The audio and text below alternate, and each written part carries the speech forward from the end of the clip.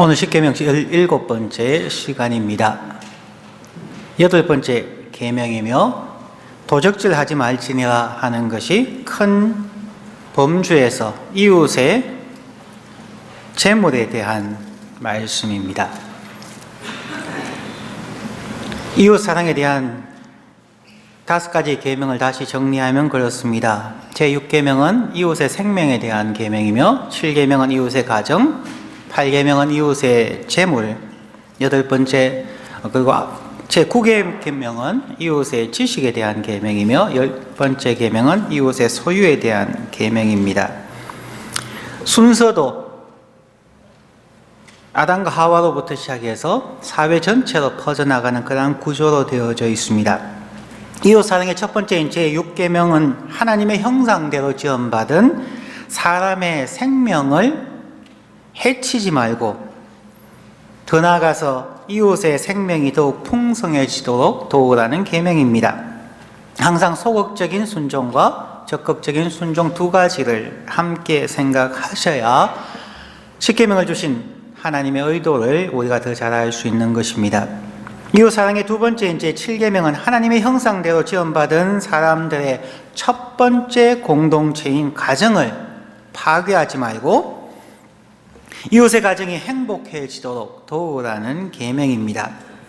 이웃의 가정을 파괴하는 가장 악한 죄악이 바로 간음입니다. 이웃 사랑의 세 번째인 제8계명은 하나님의 형상대로 지음받은 사람들의 두 번째 공동체인 사회를 파괴하지 말라는 것입니다.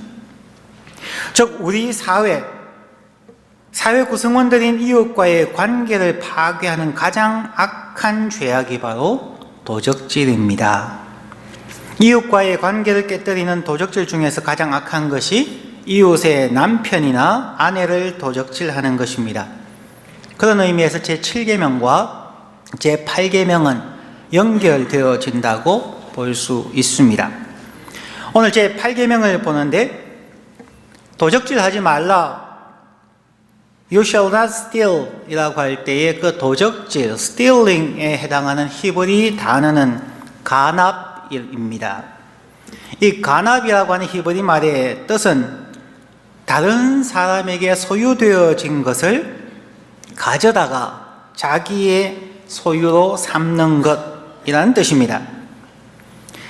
이러한 도적질은 하나님의 형상대로 지음받은 이웃이나 그들의 재물에 대한 disrespect입니다. 존중하지 아니하고 존경하지 않는 태도입니다.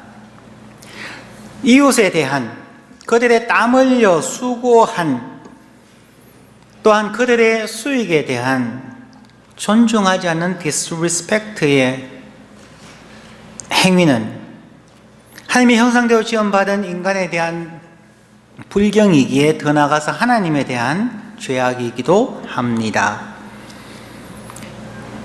이러한 도적질은 인간 사회에 매우 만연되어 있는 자연스러운 죄입니다. 윌리엄 버클레이라고 하는 신학자는 이렇게 말합니다. 도적질은 자연스러운 죄이다. 우리는 자신이 가지지 않은 것을 가지고 싶어하는 인간의 본성이 있다. 그러한 욕구가 행동으로 이어질 수도 있다. 행동으로 이어지게 되면 사람은 도적질을 하게 된다라고 말합니다. 사람은 자기가 가지지 못한 것에 대한 욕구가 있습니다.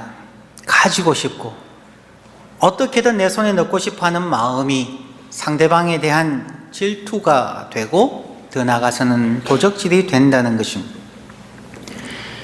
우리말에 남의 손에 있는 떡이 더 커 보이는 것처럼 자기의 삶에 만족하지 못하면 그러한 경우가 있습니다.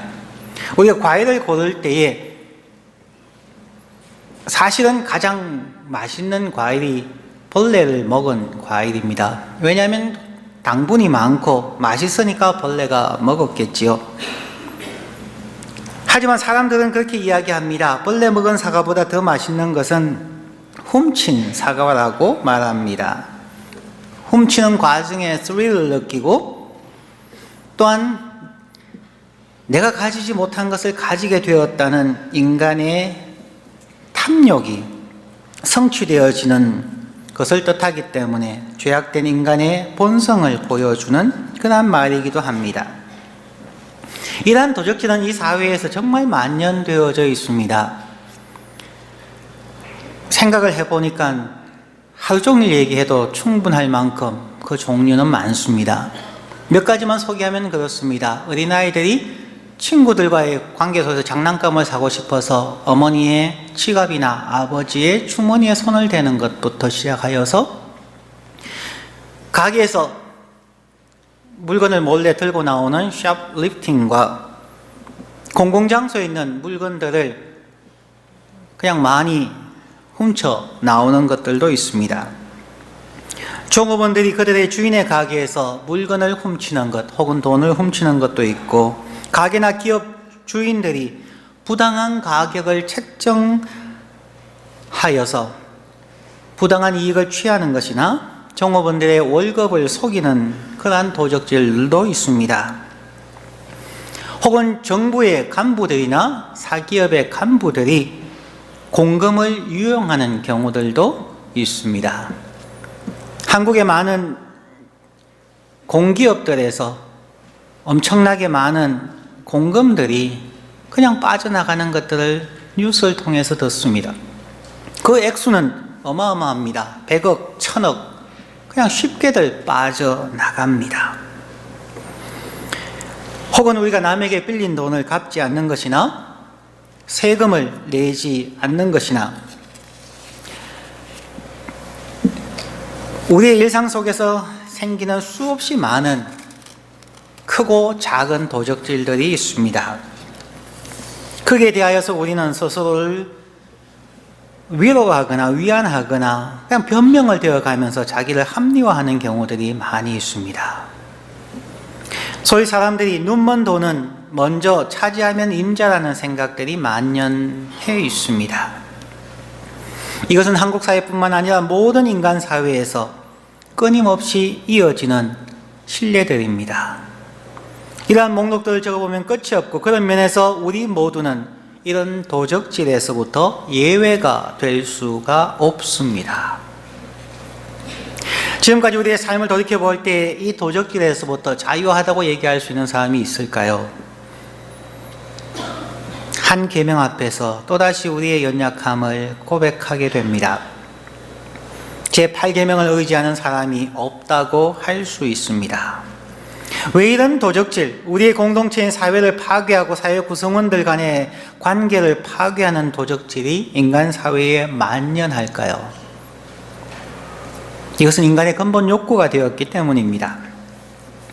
첫 번째로, 일과 소유는 하나님의 명령입니다. 창세기 3장 19절 말씀에 보면 너가 얼굴에 땀이 흘러야 식물을 먹고 필경은 흙으로 돌아가리니 그 속에서 너가 취함을 입었음이라. 너는 흙이니 흙으로 돌아갈 것이니라 하시니라. 하나님께서 아담과 하와를 처음 만드셨을 때 이미 그곳은 6일간의 창조로 인하여서 먹을 것과 생활하기에 부족함이 없는 모든 것들이 이미 만들어진 상태였습니다. 그러기에 아담과 하와에게는 사유재산이나 땀 흘리는 수고가 없었습니다. 그들은 오직 하나님께서 만드신 것을 다스리며 하나님과 교제하는, 예배하는 삶을 살았습니다. 그러나 아담과 하와가 범죄하고 난 이후에 아담과 하와 그리고 뱀에게 형벌이 주어졌습니다. 그 중에 하나가 바로 아담에게 내린 땀 흘려 재물을 모으는 것이었습니다. 사람은 반드시 일해야만 하고 생산해야 하며 소유해야 했습니다. 시간이 흘러가면서 사람들은 나름대로 더 나은 삶을 위하여 발전하기를 원하고, 그러므로 투자와 소유의 개념을 발전시켰습니다. 이러한 노동과 소유는 범죄한 이후에 하나님께서 우리 인간에게 주신 명령일 뿐만 아니라 욕구가 되었습니다. 이 욕구는 하나님이 주신 것이라고 할 수가 있습니다. 그런 의미에서 이 욕구는 무조건 나쁜 것은 아닙니다. 일하고자 하는 욕구, 생산하고 더 많이 소유하고자 하는 그 욕구 자체가 나쁜 것은 아닙니다. 그 자체는 가치 중립입니다. 어떤 마음으로 그것을 가지고 어떻게 그것을 이웃을 위하여, 가정을 위하여, 자신을 위하여, 더 나아가서 하나님을 위하여 사용할 것인가? 그 결과에 따라서 그것이 선할 수도 있고 악할 수도 있는 것입니다. 이러한 욕구가, 일하고 소유하고자 하는 욕구가 각 사람을 발전하게 했고 인류의 역사가 앞으로 나아가도록 했습니다. 사람은 자신이 원하는 것을 얻기 위하여 땀 흘려 노력해 왔습니다. 특별히 기독교의 건전한 노동정신이 인류의 문명과 문화를 발전시켜 왔습니다. 세계 모든 종교들 가운데 기독교만큼 노동을 신성하게 생각하고 노동을 통하여 인류가 발전되어 가야 한다는 가르침을 주는 종교는 흔하지 않습니다. 그래서 기독교의 유명한 표어가 ore et labor라고 하는 단어입니다. 일하면서 기도하고 기도하면서 일하라. 이것이 기독교 2000년의 역사입니다. 일은 신성한 것입니다. 그러나 일할 때에 반드시 거기에 하나님을 의식하고 이웃을 위한 기도가 함께 있어야만 우리의 노동이 변질되지 않는다는 것입니다. 그렇다고 해서 그냥 기도만 열심히 하는 사람들에게는 문제가 있습니다. 남을 의탁하지 않으면 경제적으로 살아갈 수가 없으니까 온전한 인간관계를 맺을 수가 없게 되는 것입니다. 그러므로 일하는 것과 기도하는 것, 기도와 일은 반드시 같이 가야만 하는 기독교의 중요한 두 축이라고 할 수 있습니다. 문제는 인간의 탐욕입니다. 자신이 땀 흘려 노력한 대가를 취하는 정당한 방법이 아니라 소위 인생은 한 방이라는 생각에 수단 방법을 가리지 않고 불법과 불의한 방법으로 남의 재물을 빼앗으려는 인간의 잘못된 욕구가 도적질이라는 범죄가 되는 것입니다. 이 욕구는 인류의 역사의 중요한 시대, 특별히 세 가지의 중요한 시대가 시작될 때마다 그 최초의 범죄는 항상 도적질이라는 것을 성경이 보여줍니다. 도적질은 중요한 시대마다 일어났습니다. 하나님께서 인간에게 주시는 축복의 새로운 시대가 열릴 때마다 가장 먼저 일어난 범죄가 도적질이었다는 것입니다. 첫 번째는 하나님께서 천하를 만드시고 자신의 형상대로 아담과 하와를 만드셨습니다. 그들을 에덴 동산에 두셨을 때에 그들이 범한 첫 번째 범죄는 도적질이었습니다. 인류 시작의 첫 범죄, 아담과 하와가 도적질함으로 하나님과의 언약을 파괴하였습니다. 하나님과 우리와의 관계는 언약입니다. 가장 중요한 이 언약을 파괴한 것이 도적질이라는 것입니다. 창세기 3장 6절 말씀에 여자가 그 나무를 본즉 먹음직하고 보암직도 하고 지혜롭게 할 만큼 탐스럽기도 한 나무인지라 여자가 그 실과를 따먹고 자기와 함께 남편에게도 주매 그도 먹은지라. 탐스럽기도 한지라. 탐심입니다. 탐하고자 하는 그 마음이 결국 도적질로 이어지게 하였습니다. 선악을 알게 하는 나무를 하나님께서 특별히 만들지 않았습니다. 어떤 사람들은 질문합니다. 왜 하나님께서 선악과를 만들어서 아담이 타락하게 하였느냐고, 하나님이 아담이 타락할 수 있음을 알았지 않느냐고 얘기하는 사람들도 있습니다. 그러나 하나님은 선악과를 특별히 만들지 않았습니다. 아담과 하와를 만들고 난 후에 하나님은 아담과 하와와 함께 언약을 맺었습니다. 그 언약의 가장 중요한 것은 하나님이 그들의 창조주 아버지가 되며 아담과 하와는 하나님의 자녀, 하나님의 백성이라는 그 관계성을 기억하라는 것입니다. 그리고 더 나아가서 하나님이 만든 선한 창조를 다스리고 지배하라고 하셨습니다. 그 관계를 보여주는 것이 언약입니다. 이 언약을 맺고 난 후에 창세기 3장 3절에 보면 하나님과 아담 하와는 에덴 동산 중앙에 가서 에덴 동산 중앙에 이미 있는 한 나무를 정하여서 언약을 맺자고 하신 것입니다. 언약을 맺으면서 새로 나무를 만든 것이 아니라는 것입니다.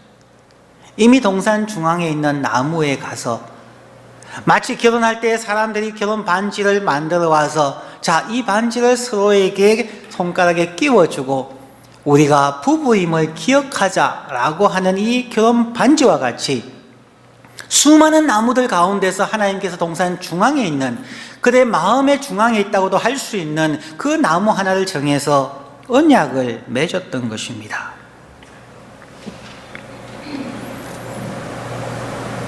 그러므로 선악을 알게 한 나무의 실과가 따로 있는 것이 아니라 하나님과 아담 사이에 맺은 약속의 나무의 실과를 먹음으로 하나님과의 관계를 파괴했습니다.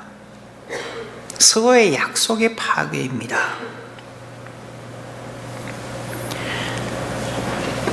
아담과 하와는 에덴 동산에 있는 언약의 나무의 실과를 보고 탐스러워서 그 하나님과의 관계성, 하나님이 되고 백성이 되는 그 관계성을 파괴하고 하나님과 같이 되고자 하는 마음에서 그 실과를 도적질하였던 것입니다. 관계성의 도적질입니다. 두 번째는 약속의 땅에서의 첫 번째 범죄, 즉 아간이 도적질함으로써 하나님의 명령을 어겼습니다. 야곱과 요셉의 후손들이 애굽에서 430년간 종살이를 하다가 모세 인도하에 출애굽하였습니다.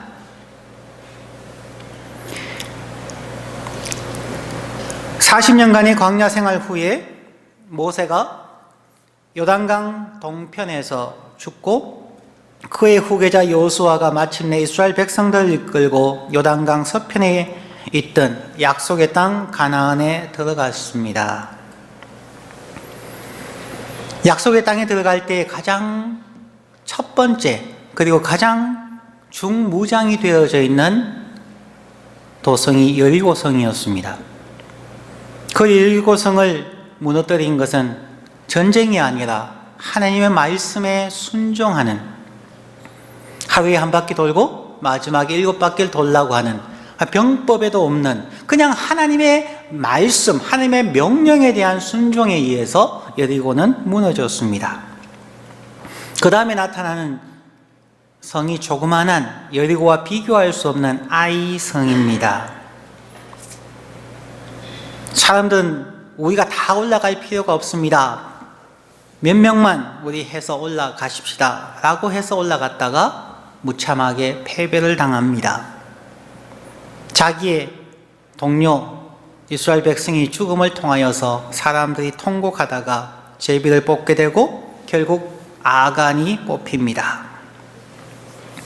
여호수아서 7장 20에서 21절 말씀입니다. 아간이 여호수아에게 대답하여 가로되 참으로 나는 이스라엘 하나님 여호와께 범죄하여 여차여차히 행하였나이다. 내가 노력한 물건 중에 시날산의 아름다운 외투 한 벌과 은 200세겔과 50세겔의 금덩이 하나를 보고 탐내어 취하였나이다. 보소서 이제 그 물건들을 내 장막 가운데 땅속에 감추었는데 은은 그 밑에 있나이다. 탐하여. 하와가 탐스러운 실과를 따먹었던 것처럼 아간은 그 마음에 물질에 대한 탐심을 인하여서 도적질하게 되었습니다. 하나님께서 약속하셨고 그토록 오랫동안 430년의 종살이와 40년 동안의 광야 생활 속에서 정말 수없이 많이 죽어가는 가운데서도 그들이 그렇게 기다리고 기다렸던 약속의 땅 가나안에 들어갔을 때에 하나님의 기적과 같은 역사를 통해 여리고를 무너뜨렸지만 그 약속의 땅 가나안에서 범한 첫 번째 범죄가 바로 도적질이라는 것입니다. 세 번째는 성령시대 혹은 교회시대의 첫 번째 범죄는 역시 도적질입니다. 아나니아와 삽비라가 도적질함으로 하나님께 드리는 예물을 속였습니다. 사도행전 5장 1절부터 3절의 말씀입니다. 아나니아라는 사람이 그 안에 삽비라로 더불어 소유를 팔아 그 값에서 얼마를 감춤해 그 아내도 알더라. 얼마를 가져다가 사도들의 발 앞에 두니 베드로가 가로되 아나니아야 어찌하여 사단이 너의 마음에 가득하여 내가 성령을 속이고 땅값 얼마를 감추었느냐.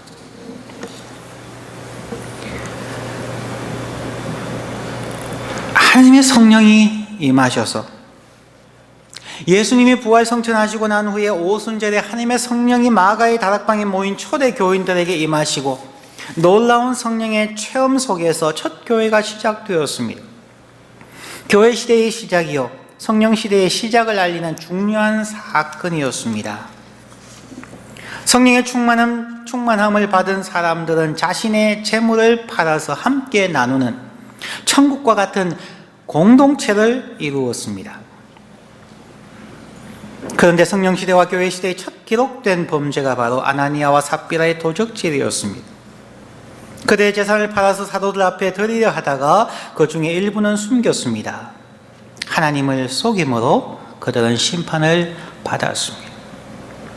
다른 사람들이 다 하나님께 예물을 드리고 자신들의 재물을 팔아 사도들 앞에 놓으니까 자기들도 뒤질 수가 없어서 사람의 눈을 의식해서 자신들도 재산을 팔았지만 자기들 마음속에 있는 탐심을 버리지는 못했습니다. 이걸 다 바치면 어떻게 하지? 우리는 어떻게 살아갈까? 하와는 탐스럽기도 해서 선악을 알게 한 나무의 실과를 따먹고 아가는 탐스러움 때문에 전쟁의 탈취물을 도적질하고 숨겼다면 여기 나오는 아나니아와 삽비라에는 탐심이란 단어가 없습니다. 그런데 탐심이란 단어 대신에 사단이라는 단어를 표현하고 있다는 것입니다. 어찌하여 사단이 내 마음에 가득하여 내가 성령을 속이고 땅값 얼마를 감추었느냐. 이 사단은 뒤에서 말씀드리겠습니다마는 탐심입니다. 이 말씀은 요한복음 10장 10절에 나오는 사탄, 즉 도적이 오는 것은 도적질하고 죽이고 멸망시키려는 것뿐이요 내가 온 것은 양으로 생명을 얻게 하고 더 풍성히 얻게 하려 함이라. 사단을 도적이라고 요한복음 10장 10절에서는 말합니다. 이 사단이 오는 것은, 도적이 오는 것은 남의 것을 도적질하고 강도질해서 죽이고 상대방을, 이웃을 파괴하는 것이라. 이웃을 파괴함으로 공동체를 파괴하는 것이 사단의 뜻이요 그가 행하는 수단이요 목적입니다.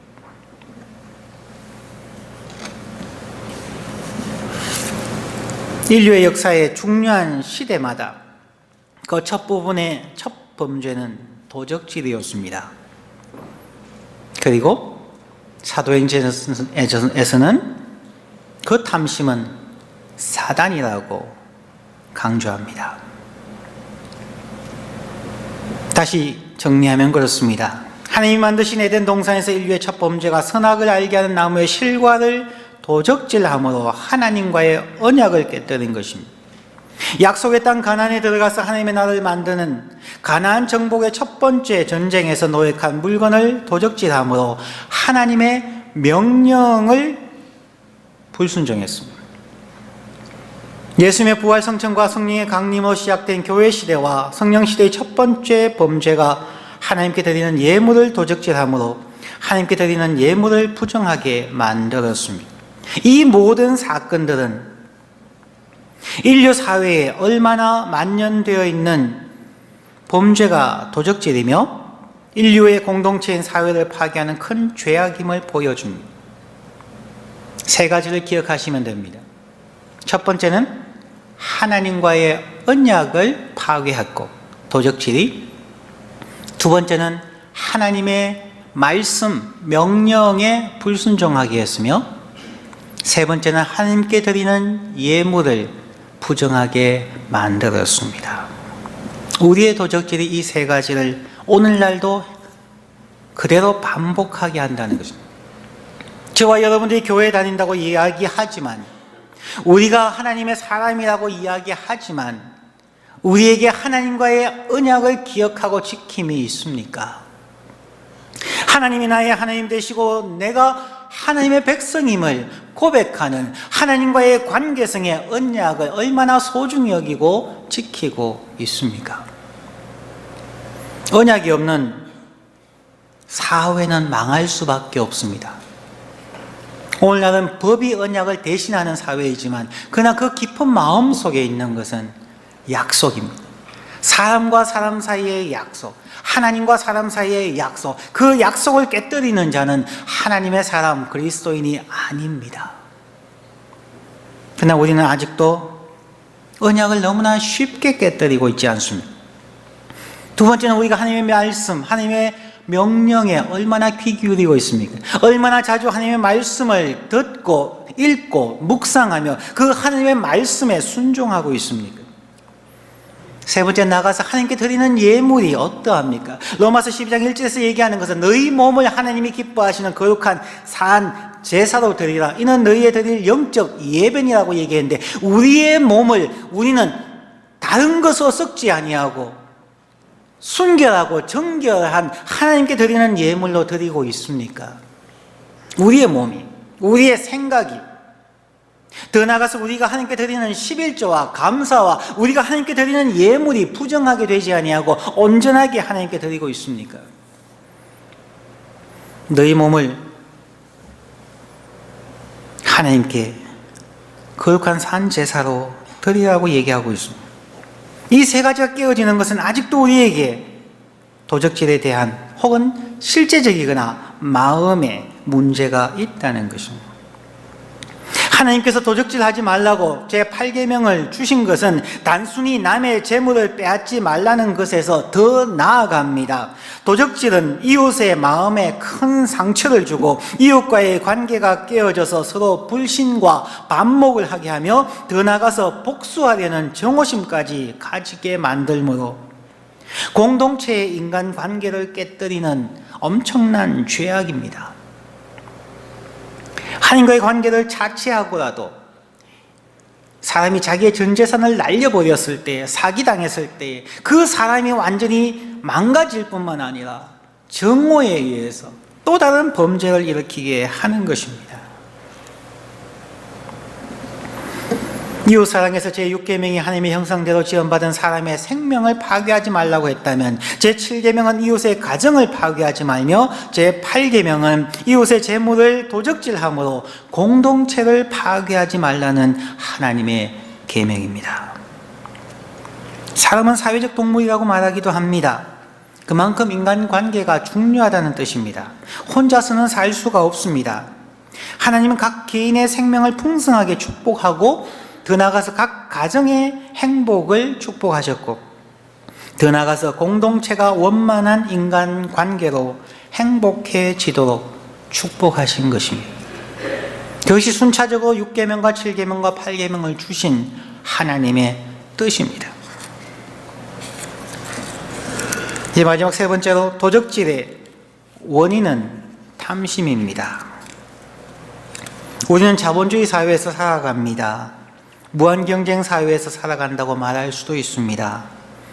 이러한 무한경쟁의 자본주의에서 윤리와 도덕, 더 나아가서 종교심이 약해지면 인간 사회는 마치 동물들의 정글과 같은 고통의 사회가 됩니다. 결국 하나님은 이 사회가 완전하게 타락하지 않게 하기 위하여 우리의 마음속에 양심을 주셨고, 더 나아가서 종교심을 주신 것입니다. 사람들은 왜 도적질할까요? 현실 속에서 제가 한 4가지만 살펴보았습니다. 첫 번째는 사람들이 자신의 삶에 만족하지 못하기 때문입니다.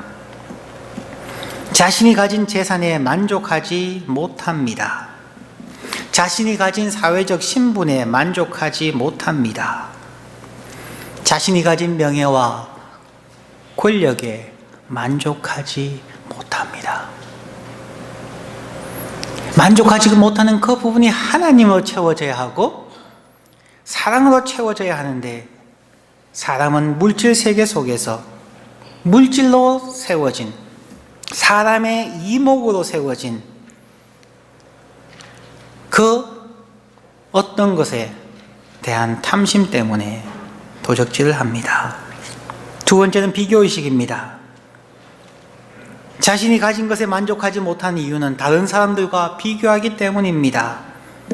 사람들은 자신보다 못 가진, 자기보다 못한 사람과 비교하지 않습니다. 자기보다 잘 사는 사람들과 비교하려고 합니다. 아담과 하와도 자신들에게 주어진 축복을 누리면서 만족하며 살았다면 범죄하지 않았을 겁니다. 그들은 자연과 동물, 식물, 새들과 자신들을 비교했다면 그들은 범죄하지 않았을 겁니다. 그런데 아담과 하와는 자신들을 하나님과 비교함으로 범죄하게 되었습니다. 자기보다 더 나은 자를 그냥 실력으로 노력해서 되는 것이 아니라 편법을, 불법을 통하여서 그들과 같아지려 했기 때문에 범죄하게 되었습니다. 세 번째는 불평등한 상업주의 사회입니다. 가진 자는 더 가지려고 하고 자신들이 더 많이 가지기 위하여 남의 것을 빼앗고 착취합니다. 각 나라들 사이에 부의 불평등이 있고 같은 나라 안에서도 개인 간의 부의 불평등이 있습니다. 경영학이라고 하는 것이 한마디로 얘기하면은 최소의 투자로 최대의 수익을 얻는 것이죠. 사회를 배려하기보다는 자신과 자신들이 속한 회사의 수익 창출을 위하여서 수단 방법을 가리지 않는 상업주의가 불평등한 사회를 만들고 결국 사회 공동체를 파괴하고 있습니다. 이러한 폐해를 최소화하기 위하여 윤리, 도덕, 더 나아가서 종교가 회복되어져야 합니다. 그런데 오늘날 윤리와 도덕이 무너져 버리고 심지어 종교마저도 자신들의 우물 속에 갇혀서 하나님의 이 선한 창조의 속에서 하나님께서 만드신 전 세계의 공동체에 대한 평등과 나눔에 인색하다는 것이 우리의 불행입니다.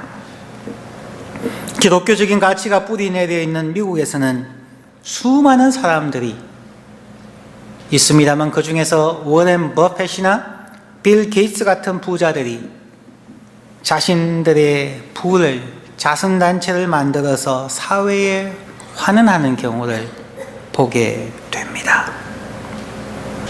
교회를 비롯한 종교단체들이 앞장서서 가난하고 어려운 사람들을 도우고 최소한의 경제적 수익과 행복을 추구할 수 있도록 도와주어야만 우리는 제8계명을 지킨다고 말할 수가 있습니다. 네 번째는 쾌락주의입니다. 오늘날은 쾌락주의가 도덕질을 야기합니다. 오늘날 종종 뉴스에 나오는 것처럼 유흥비를 마련하기 위하여 도적질과 강도와 심지어 살인까지 하게 되는 것을 보게 됩니다. 이러한 네 가지의 도적질의 이유 외에도 많은 이유들이 있을 것입니다. 그러나 그 이유들을 열거하지 않아도 그 모든 이유들의 배후에는 단 하나가 있습니다. 사람들의 마음속에 도사린 탐심입니다. 자기의 삶에 만족이 없는 사람은 신데렐라가 되려는 탐심이 있습니다. 비교의식에 빠져 있는 사람들은 사람의 이목과 칭찬과 보상을 바라는 탐심이 있습니다. 불평등한 상업주의에 빠져 있는 사람들은 돈이 최고라는 탐심에 빠져 있습니다. 쾌락주의에 빠져 있는 사람들은 쾌락을 탐하는, 거기에 중독되어져 가는 부도덕함에 빠져 있습니다. 오늘날 사람들은 말합니다.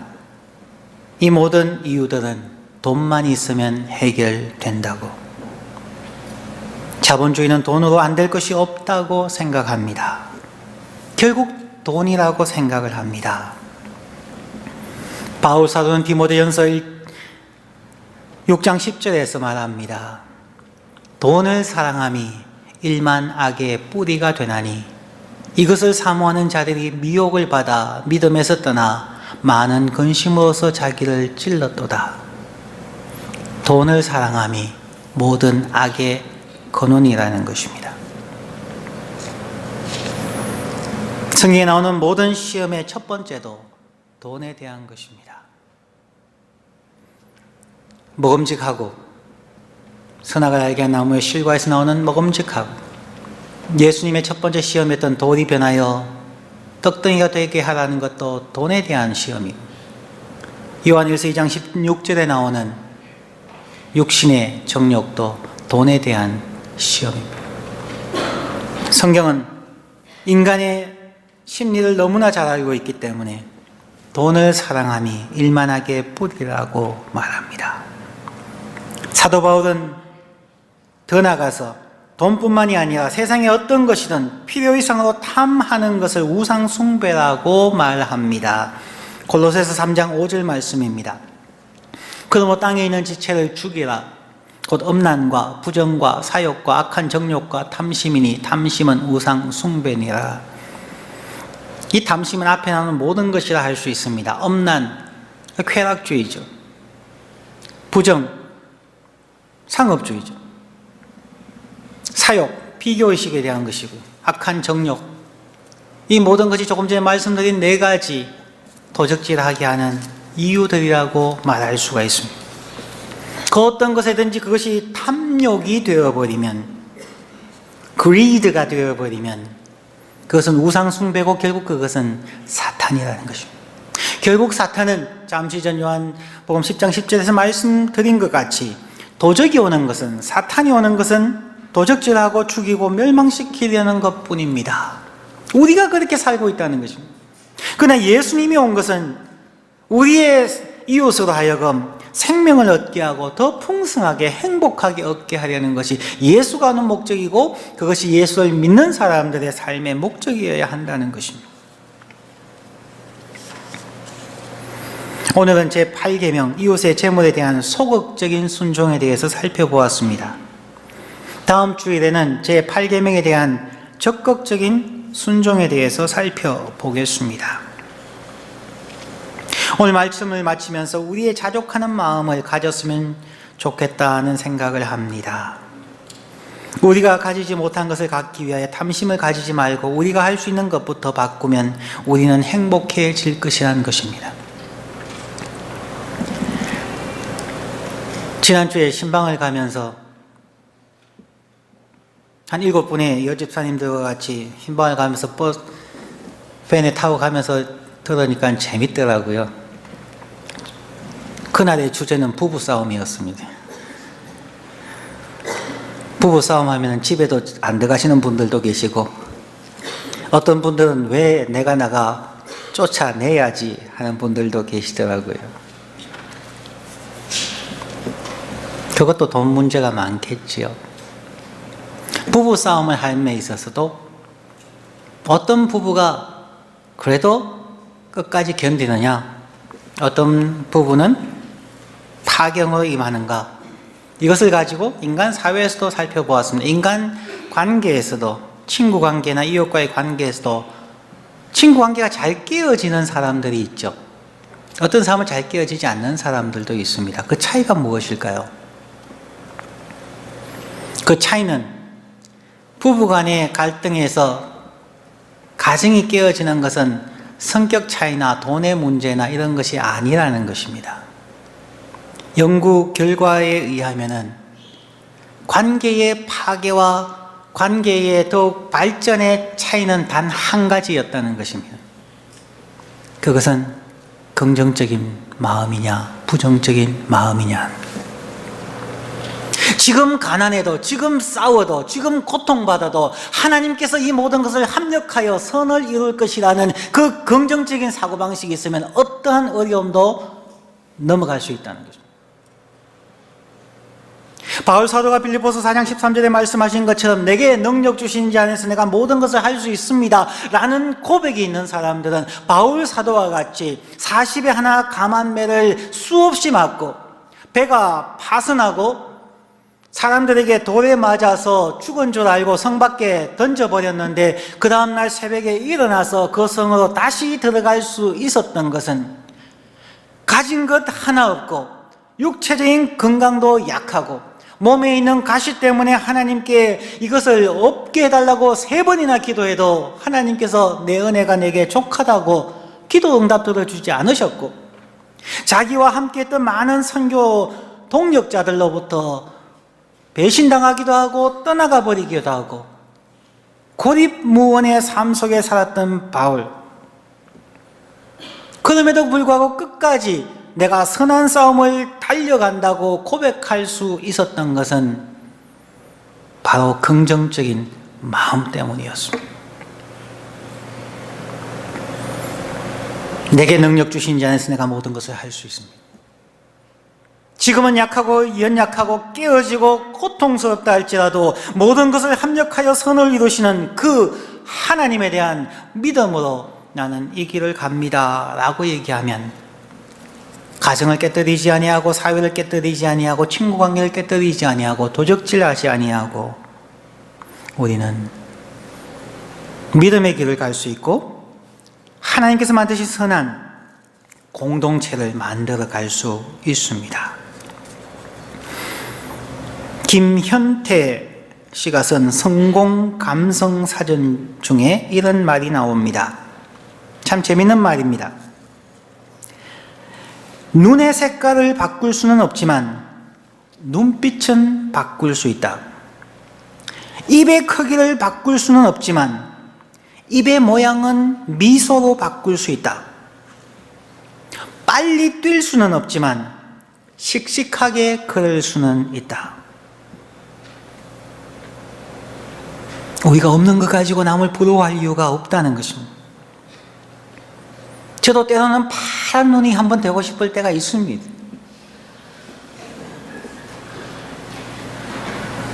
하지만 눈빛은 우리가 바꿀 수 있지 않습니까? 사랑스러운 눈으로 눈빛을 한번 주십시오. 여러분 부모에게, 배우자에게, 가족에게, 자녀에게, 친구에게 사랑스러운 눈빛 하나를 주십시오. 입의 모양은 미소로 바꾸십시오. 씩씩하게 걸어가십시다. 함께하는 아름다운 공동체를 우리가 만들어 갔으면 좋겠습니다. 함께 기도하겠습니다.